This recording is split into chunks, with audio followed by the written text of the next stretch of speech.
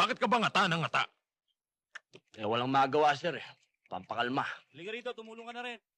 Pampalis nervyos, ganun ba? Eh, kung nervyoso kayo, sir, ganun yun. Follow me. Okay.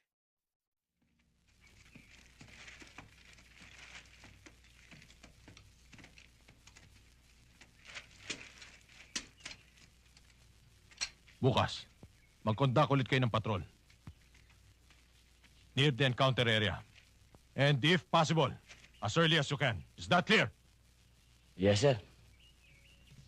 Mag-establish kayo ng ambush position para hindi makalapit ang kalaban. And next time, talasan mong yung mga mata. Hindi yung pakaangka-angka. Understood? Yes, sir. At ikaw, pagkaharap mo ako, tigilan mo yung kangunguya mo, ha? Para kang kambing.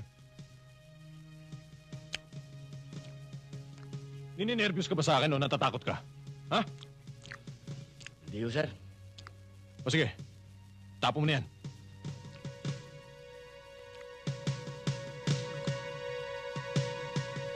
Sinabot ka na naman ni Teniente Duterte, no?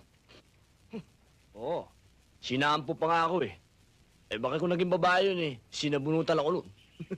Sargento, sama naman ako sa patrolya. Sama. Baka ang kasunod yan eh. Sarento, gusto ko na umuwi. Pero alam nyo ha. Teniente, gusto niya pang palabasin na ako may kasalanan kung ba't tayo na-ambush. Talagang gano'n naman yung Duteteng yun eh.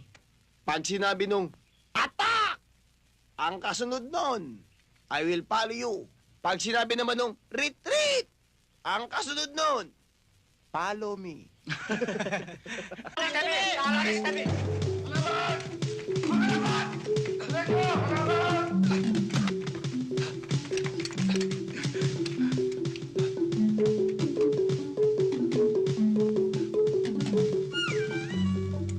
Carino!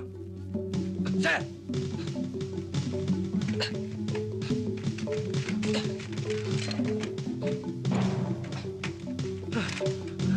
Bakit, sir?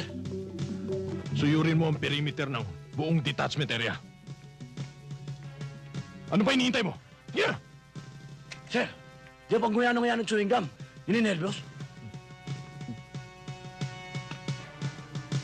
Sige, move! Buddy!